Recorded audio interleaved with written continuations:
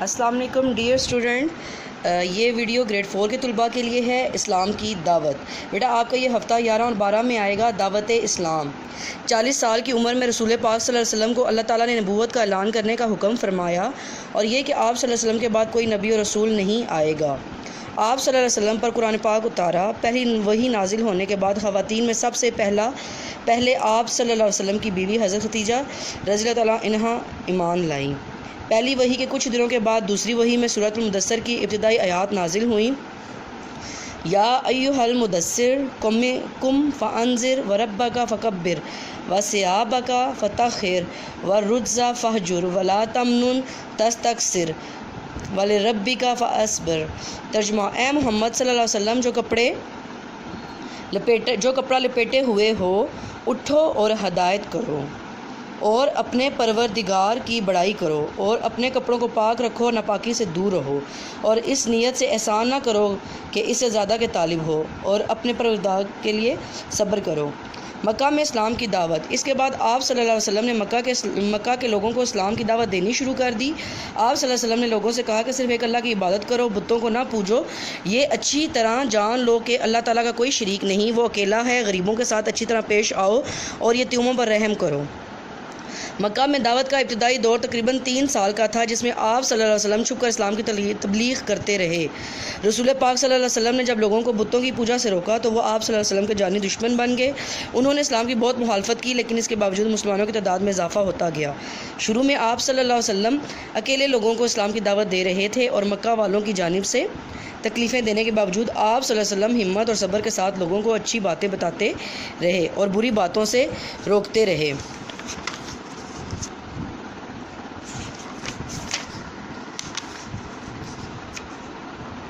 دور میں آپ صلی اللہ علیہ وسلم کی دعوت پر بچوں میں سب سے پہلا حضرت علی رضی اللہ عنہ، غلاموں میں زید بن حارثہ اور دوستوں میں حضرت ابوبکر صدیق رضی اللہ عنہ ایمان لائے۔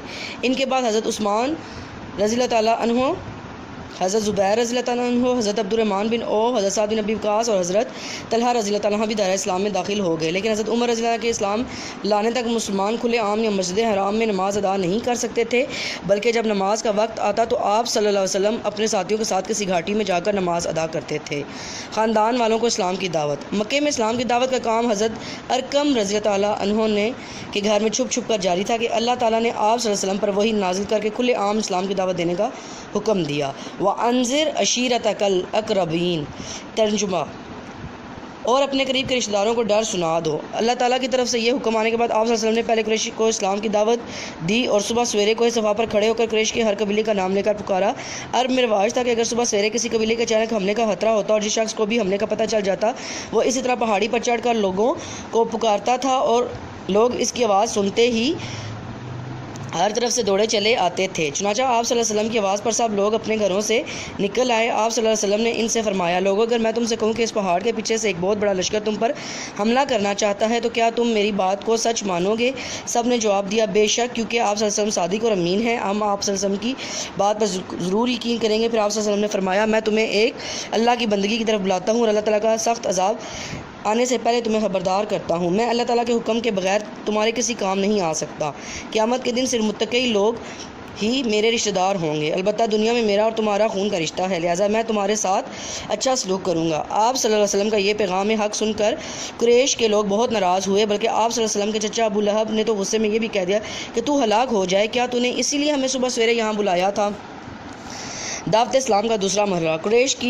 قریش نے آپ صلی اللہ علیہ وسلم کی جانب سے دی جانے والی اسلام کی دعوت کی بھرپور مخالفت کی، لیکن اس کے باوجود آپ صلی اللہ علیہ وسلم مایوس نہیں ہوئے، اور آپ صلی اللہ علیہ وسلم نے چند دنوں کے بعد حضرت عبد المطلب اور بنی ہاشم کے کچھ لوگوں کو کھانے پر بلایا۔ کھانا کھانے کے بعد آپ صلی اللہ علیہ وسلم نے لوگوں سے فرمایا، میں اللہ تعالیٰ کا جو پیغام آپ لوگوں تک پہنچا رہا ہوں، اس سے آپ کو دنیا اور آخرت دونوں میں کامیابی ہوگی۔ اس موقع پر جو لوگ موجود تھے، آپ صلی اللہ علیہ وسلم نے بھی بتوں کی پوجا کرنے کی بجائے ایک اللہ تعالیٰ کی عبادت کرنے کے لیے کہا۔ آپ صلی اللہ علیہ وسلم نے بتایا کہ اچھے کام کرنے کے بدلے جنت ہے اور برے کام کرنے کے بدلے دوزخ میں ڈالے جائیں گے۔ پھر آپ صلی اللہ علیہ وسلم نے ان سے پوچھا کہ اسلام کی دعوت پھیلانے میں آپ لوگوں میں سے کون میرا ساتھ دے گا، لیکن کسی نے جواب نہیں دیا اور خاموش رہے۔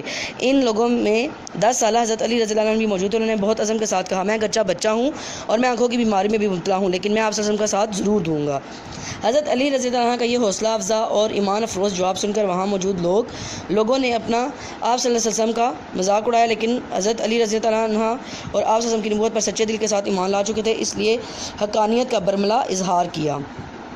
اسلام کی دعوت پھیلتی گئی۔ قریش اور خاندان والوں کو اسلام کی دعوت دینے کے بعد آپ صلی اللہ علیہ وسلم نے اللہ تعالیٰ کے حکم کے مطابق حج کی ادائیگی کے لیے مکہ آنے والے لوگوں اور مکہ کے اطراف لگنے والے میلوں اور منڈیوں میں جا کر لوگوں کو اسلام کی دعوت دینی شروع کی۔ آپ صلی اللہ علیہ وسلم کا پیغام حق سن کر بہت سے لوگ مسلمان ہو گئے اور یوں اسلام کا حلقہ وسیع تر ہوتا گیا۔ دعوت اسلام کی مخالفت۔ مکہ کے مشرکوں نے رسول خدا صلی اللہ علیہ وسلم اور مسلمانوں کو بری طرح ستانا شروع کیا، مگر ان مسلمانوں کے لیے جان دینا آسان تھا اور ایمان چھوڑنا مشکل۔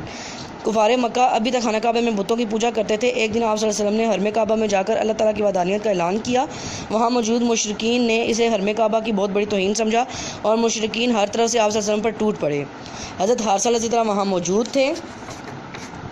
وہ آپ صلی اللہ علیہ وسلم کی مدد کے لیے دوڑے، لیکن مشرکین نے ان پر تلواروں سے حملہ کیا تو وہ شہید ہو گئے اور اللہ تعالیٰ کے فضل و کرم سے آپ صلی اللہ علیہ وسلم محفوظ رہے۔ مکہ میں کفار کی جانب سے مسلمانوں پر بڑھتے ہوئے مظالم کو دیکھتے ہوئے نبوت کے 13ویں سال اللہ تعالیٰ نے آپ صلی اللہ علیہ وسلم کو مدینہ منورہ کی طرف ہجرت کرنے کا حکم دے دیا۔